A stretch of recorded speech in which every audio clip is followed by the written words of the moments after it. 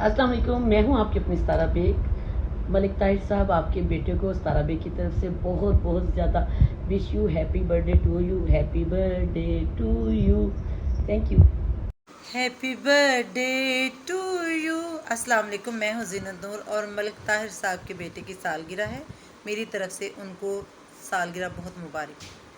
अल्लाह जी तारिक ताफ़ हमारे बड़े प्यारे दोस्त मलिक तारिक साहब, उनका बेटा है चांद ऐसा बेटा मलिक चांद, उनकी हैप्पी बर्थडे है और मेरी बेस्ट विशेष उनके साथ है।